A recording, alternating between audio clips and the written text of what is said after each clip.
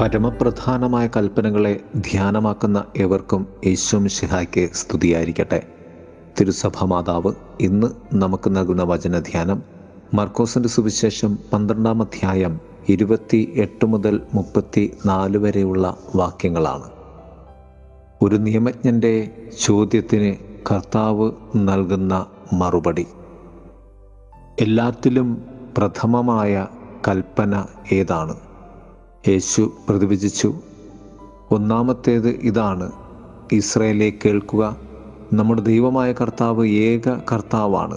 നീ നിന്റെ ദൈവമായ കർത്താവിനെ നിന്റെ പൂർണ്ണ ഹൃദയത്തോടും പൂർണ്ണ ആത്മാവോടും പൂർണ്ണ മനസ്സോടും പൂർണ്ണ ശക്തിയോടും കൂടി സ്നേഹിക്കുക. രണ്ടാമത്തേത് ഇതാണ്, നിന്നെപ്പോലെ തന്നെ നിന്റെ അയൽക്കാരനെയും സ്നേഹിക്കുക. ചെയ്യരുത് എന്ന് ആവർത്തിക്കുന്ന അരുതുകളെക്കാളും ഒരു പുതുജീവിതത്തിലേക്കും സ്നേഹത്തിലേക്കും മനുഷ്യബന്ധത്തിലേക്കും നയിക്കുന്നതാണ് ഈ 10 കൽപ്പനകൾ എല്ലാം തന്നെ. മനുഷ്യനും ദൈവവും തമ്മിലുള്ള ബന്ധത്തെ ദൃഢീകരിക്കുന്നതാണ് അത്. നാം ചെയ്യുന്ന എല്ലാ പ്രവൃത്തിയിലും നാം സർവശക്തനെ ആശ്ലേഷിക്കേണ്ടതുണ്ട്. ആരാധനയുടെ ആത്മാവിൽ ദൈവത്തിന് സമ്പൂർണ്ണ സ്നേഹം നൽകാൻ നമ്മൾ വിളിക്കപ്പെട്ടിരിക്കുന്നു. ഒന്നാമതായി, ഒരു ഹൃദയത്തിൻ്റെ 2 ഭാവങ്ങൾ. ഒന്നായി ലയിച്ചാൽ പോലും 2 കൽപ്പനകളുണ്ട്. നമ്മുടെ അയൽക്കാരനെ, അതായത് എല്ലാ മനുഷ്യരെയും നമ്മുടെ ഭാഗമായി സ്നേഹിക്കണം. പ്രത്യേകിച്ച് അവരുടെ കഷ്ടപ്പാടുകൾ നമ്മെ ബാധിക്കേണ്ടതുണ്ട്. യേശുവിന് ഭൂമിയിൽ ഉണ്ടായിരുന്ന 2 ഭാവങ്ങൾ. ക്രിസ്തു ഒന്നാമതായി പൂർണ്ണ ദൈവമാണെന്നും രണ്ടാമതായി പൂർണ്ണ മനുഷ്യനാണെന്നതുപോലെ തന്നെ സർവ നിയമത്തിൻ്റെയും സമ്പൂർണത മനുഷ്യനിൽ ദൈവം നിക്ഷേപിച്ചിട്ടുണ്ട്. ഈ സത്യങ്ങൾ തന്നെയാണ് കൽപ്പനകളുടെ സമ്പൂർണതയും സംഗ്രഹവും. 2, സ്നേഹനിർഭയമായ ഹൃദയം. നിന്നെപ്പോലെ നിന്റെ അയൽക്കാരനെയും സ്നേഹിക്കുക. ഞാൻ എങ്ങനെ എന്നെ തന്നെ സ്നേഹിക്കും? അഥവാ എൻ്റെ അയൽക്കാരനെ സ്നേഹിക്കുന്നതിലും അധികമായി ഞാൻ എന്നെ തന്നെ സ്നേഹിക്കുവാൻ പാടില്ല എന്നതാണത്. നിങ്ങളുടെ ഹൃദയം, ആത്മാവ്, മനസ്സ്, ശക്തി എന്നിവയുടെ ഒരു ചിത്രം നിങ്ങൾക്ക് ലഭിക്കുമോ? അല്ലെങ്കിൽ നമ്മളുടെ ഹൃദയത്തിൻ്റെ വികാരങ്ങളുടെ ചിത്രം, ആത്മാവിൻ്റെ നിറം, മനസ്സിൻ്റെ ആഴവും ശരീരത്തിൻ്റെ ശക്തിയും സങ്കല്പിക്കുക. ഇവയൊക്കെയും പ്രാർത്ഥനയിൽ കൊണ്ടുവരിക. ഇവയൊക്കെയും ദൈവത്തോടും മറ്റുള്ളവരോടുമുള്ള സ്നേഹത്തിലും ഇടവില്ലാതെ പ്രതിഫലിക്കപ്പെടേണ്ടതുണ്ട്. 3, പൂർണ്ണ ഹൃദയത്തോടെ. പൂർണ്ണ ഹൃദയത്തോടെ ദൈവത്തെ സ്നേഹിക്കുകയെന്ന് കർത്താവ് പറയുവാൻ കാരണം, ദൈവം അങ്ങനെയാണ് മനുഷ്യരെ സ്നേഹിക്കുന്നത്. ഇത് ദൈനംദിന ആത്മീയതയിലെ ഏറ്റവും വലിയ വെല്ലുവിളിയാണ്.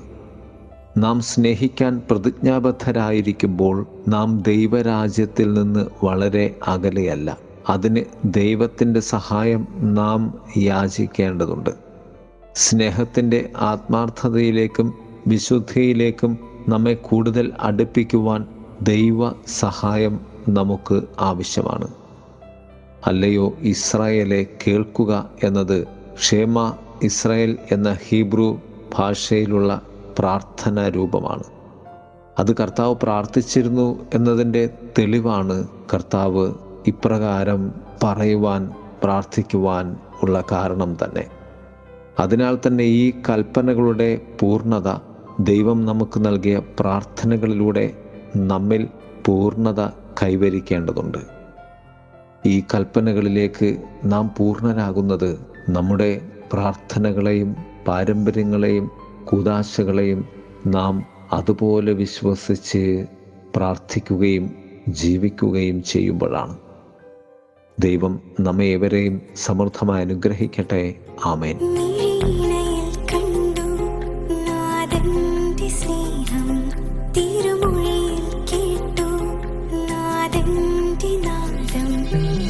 കരതാരിൽ കണ്ടു മുറിവേറ്റ പാടും